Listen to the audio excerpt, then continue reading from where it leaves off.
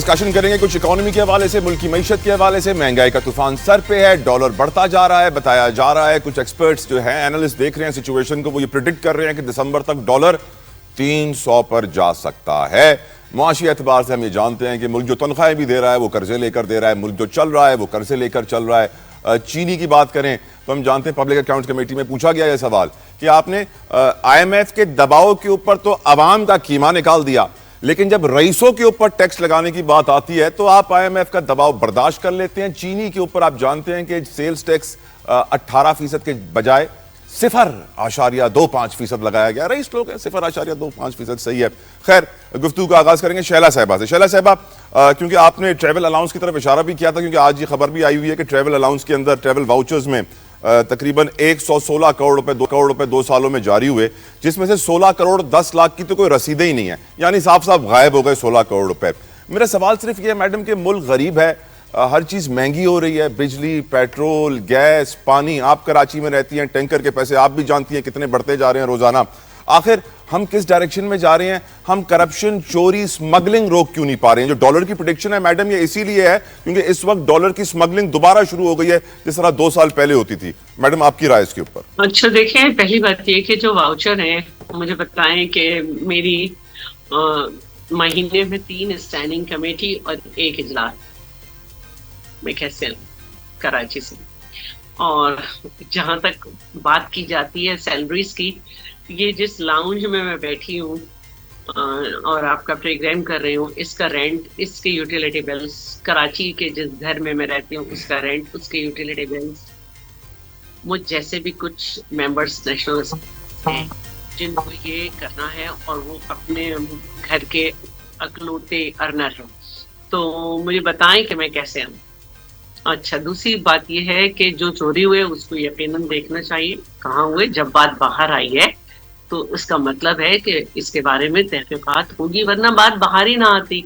دیکھیں جو ملک کے حالات ہیں اس وقت سب سے زیادہ ہم سمجھتے ہیں کہ پی اور بلوچستان میں دہشت گردی ہو رہی ہے، آپ کو اس کے اثرات پورے ملک میں نظر آئیں گے، اور سندھ میں تو اسلحہ بندہ نہیں ہے، کن راستوں سے آتا ہے یہ سب کو پتا ہے۔ اس پہ تو بات ہوتی نہیں ہے، سنجیدگی سے چھوڑیں، اس پہ تو بات ہی نہیں ہوتی ہے، کہتے نہیں، نہ کہ اس پہ کہ میں اپنی بات میں وزن پیدا کرنے کے لیے ٹویسٹ کر کے کسی کو کچھ کہوں۔ اصل جو بات ہے وہ یہ ہے کہ ہمیں چاہیے ایک ڈیموکریٹک وے میں جو ہمارا آئین کہتا ہے اس کے حساب سے ہر قیدی کو اس کا جو ہے رائٹس بھی دے جائیں، چاہے وہ کوئی بھی ہو، اور اس کے ساتھ ساتھ ایک وقت تھا کہ پولیس کی تو گواہی مانی بھی نہیں جاتی تھی، اور میرا جو کیس تھا اس میں رات کے 4 بجے جو ہے ڈبل مرڈر مجھ پہ کیس ڈالا گیا تھا، اس میں رات کے 4 بجے پولیس والے نے گواہی دی تھی کہ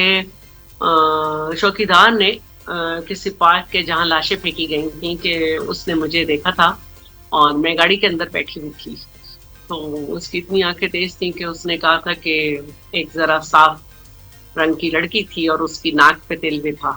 تو یہ اس طرح کی گواہیاں جو ہوتی ہیں وہ نہیں ہونی چاہیے۔ بالکل آپ صحیح کہہ رہی ہیں، کوئی ذاتی دشمنی نہیں ہے، یہ ملک و قوم کی خدمت کی جنگ ہے کہ کون اچھی خدمت کر سکتا ہے، اس کے اندر یہ ذاتی دشمنیاں آف کورس پیدا ہو جاتی ہیں۔ ارباب صاحب، معاشی مستقبل پاکستان کا ہم یہ تو دیکھ رہے ہیں کہ عوام پر ٹیکس کا بوجھ بڑھا دیا جاتا ہے، لیکن شوگر امپورٹرز کے اوپر ٹیکس 0.25% سیلز ٹیکس لگتا ہے، وہ رئیس لوگ ہیں ان پہ زیادہ نہیں لگ سکتا۔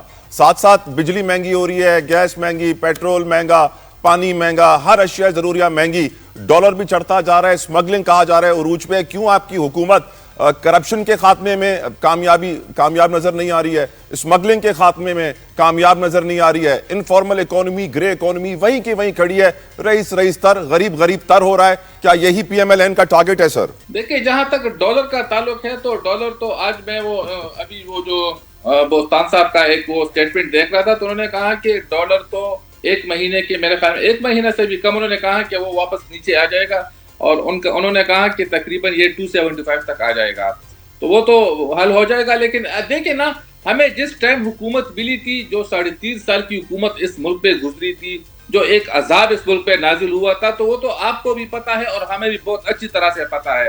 اس وقت تو کوئی حکومت لینے کو تیار بھی نہیں تھا، حکومت کے یہ حالات تھے، لیکن پاکستان مسلم لیگ نون اور اتحادی جماعتوں نے اپنی سیاست کی قربانی دے کر اس وقت حکومت سنبھال لی، کیونکہ ہم اس طرح ملک کو نہیں چھوڑ سکتے تھے کہ جس طرح وہ ملک تھا۔ آپ نے دیکھا نہیں کہ انہوں نے تو طالبان کو بھی یہاں بلا لیا تھا، طالبان کو دفاتر تک دے دیے تھے کہ آپ لوگ یہاں پر اپنے دفاتر کھول دیں خیبر پختونخوا میں۔ ارباب صاحب میرا شکوہ یہی ہوتا ہے، نون لیگ کے رہنماؤں سے ہم سوال کرتے ہیں، نون لیگ کا جواب آتا ہے پی ٹی آئی۔ سر اپنی پرفارمنس کے اوپر کمنٹ کریں نا سر۔ دیکھیں ہماری پرفارمنس تو میں آپ کو بیان کر رہا ہوں کہ آپ نے ڈالر کی بات کی، میں نے کہا وہ تو کم ہو جائے گا، وہ تو آپ کو 10-15 روز میں اس کا ریزلٹ آ جائے گا۔ باقی دیکھیں آپ معاشی بات کر رہے ہیں تو دیکھیں نا، بجلی جو ہے تو اس کی قیمتوں میں اضافہ نہیں ہو رہا ہے، وہ تو 1-8 روپے اضافہ ہو جاتا ہے، وہ پھر بعد میں کم بھی ہو جاتا ہے۔ پیٹرول کی قیمتیں دیکھیں نا، کچھ گزشتہ 2-3 مہینے سے کم ہوتی جا رہی تھی، تو 1-8 دفعہ جب اس کی قیمت بڑھ جاتی ہے تو اگلے مہینے پھر کم ہو جائے گی۔ اسی طرح دیکھیں کہ یہاں پر تو پاکستان مسلم لیگ، دیکھیں کوئی حکومت یہ نہیں چاہتی ہے کہ وہ جو دیکھیں ہمیں بھی الیکشن میں دوبارہ جانا ہوگا، کیا ہم نہیں چاہیں گے کہ ہم عوام کو ریلیف دے، ہم عوام کو تمام سہولیات دے، ہم عوام کی جو ریلیف ہم سے ہو سکتے ہیں ہم ان کو دے دے، کیا ہم یہ نہیں چاہتے ہیں؟ کبھی کبھار حکومت کی مجبوریاں بھی ہوتی ہے، تو اس مجبوریوں کی وجہ سے کبھی کبھار تلخ فیصلے کرنے پڑتے ہیں، ورنہ کون چاہے گا کہ ہم اپنے عوام کو جو ہے اس کو تکلیف میں رکھے۔ دیکھیں اب گزشتہ روز میں ابھی مجھے تو سندھ اور پنجاب کا مجھے پتہ نہیں ہے، لیکن خیبر پختونخوا میں یہاں پر لوڈ شیڈنگ جو تھی تو وہ تقریباً جن کی 8 گھنٹے کی تھی وہ 12 گھنٹے تک چلی گئی تھی، جن کی 10 گھنٹے تھی وہ 20 گھنٹے تک چلی گئی تھی، لیکن چونکہ خسارہ جا رہا تھا، لیکن پرائم منسٹر نے ان کا فوری نوٹس لیتے ہوئے ان کو فوری طور پر وہ احکامات واپس لے لیے، یہاں پیسکو حکام کو انہوں نے کہا۔ تو دیکھیں حکومت جو ہے، اور سر آپ ہی کے پرائم منسٹر کی لیڈرشپ میں جو ہے نا 6-7 ڈسٹریبیوشن کمپنیز نے کوئی 250 ارب کی اوور بلنگ بھی کی ہے سر، اس کا بھی تو حساب لینا، واپس کریں وہ پیسے۔ بالکل جی، بالکل وہ مجھے پتا ہے اور اس کا حساب لیا بھی جا رہا ہے۔ یہ اللہ کرے ہم اپنی زندگی میں وہ حساب ہوتے ہوئے دیکھ لیں سر۔ اب اجازت دیں سر ندیم قریشی صاحب کی طرف جاؤں۔ آپ کی زندگی میں یہ تمام حساب ہو رہے ہیں، دیکھیں نا ہمیں ابھی صرف یہ 1 سال اور مشکل ہے پاکستان کے لیے، 1 سال اور مشکل ہے۔ سر اللہ کی قسم جس طرح پچھلے مشکل سال گزر گئے ہیں یہ 1 سال بھی گزر جائے گا، بس اس 1 سال کے بعد دوبارہ یہ 1 سال والا بیان نہ دیجیے گا۔ اجازت دیجیے ندیم صاحب سے کلوزنگ کمنٹس لے لوں۔ ندیم صاحب، economic outlook of Pakistan, dollar کی باتیں ہو رہی ہیں، مہنگائی کی باتیں ہو رہی ہیں، شوگر کی امپورٹ پہ سیلز ٹیکس 0.25، عوامی ضروریات پہ سیلز ٹیکس 18%، کیسا انصاف ہے سر یہ؟ سر میں تو ہمیشہ کہتا ہوں یہ ملک اشرافیہ کے 7-8 لاکھ لوگوں کی پروٹیکشن کے لیے ایک سسٹم بنا ہوا ہے۔ یہ ملک 25 کروڑ لوگوں کے لیے ایک جہنم جیل قید ہے۔ یہ اشرافیہ کے جو 8-10 لاکھ لوگ ہیں وہ ہر شعبے سے ہیں، یہ ان کو پروٹیکشن دینے کے لیے سارا سسٹم کام کر رہا ہے۔ میں ابھی ارباب صاحب کی گفتگو سن رہا تھا، میں ان کی باتیں سن کر بڑا حیران ہوا ہوں۔ یہ ہے عکاسی پاکستان کے پورے نظام کی۔ یہ کہتے ہیں کہ جی کے پی کے کی عوام مطالبہ کر رہی ہے مریم نواز وہاں کی وزیر اعلیٰ ہو، مطلب ایک ہی وقت میں 2 صوبوں کی وزیر اعلیٰ۔ یار اندازہ کریں یہ مطلب حق کے حکمرانی میں اس حد تک آگے چلے گئے ہیں، لگتا ہے انہوں نے آج نتوار زیادہ لے لی ہے۔ دوسرا انہوں نے فرمایا کہ جی کے پی میں حالات بڑے خراب ہیں۔ بھائی میں نے کے پی میں دہشت گردی ہے، کند کوٹ میں، کشمور میں، سندھ میں کچے کے ڈاکو ہیں، لوگوں کو ٹارگٹ کر کے اٹھا کر لے کر جاتے ہیں، لوگوں کی زنجیروں میں بندھی ہوئی تصاویر آتی ہیں، ویڈیوز آتی ہیں، ان سے پیسے وصول کرتے ہیں وڈیروں کے ڈیرے پہ بیٹھ کے۔ کیونکہ جو لوگ اقتدار میں آ جاتے ہیں ان کے دماغوں پر پھر اقتدار کی اختیار کی پٹی چڑھ جاتی ہے، وہ تکبر میں اتنے آگے چلے جاتے ہیں کہ وہ اس عوام کو جن کے ووٹوں پر وہ منتخب ہو کر آتے ہیں ان کو وہ نو باڈی سمجھتے ہیں، وہ سمجھتے ہیں یہ اب ان کی کوئی حیثیت نہیں ہے۔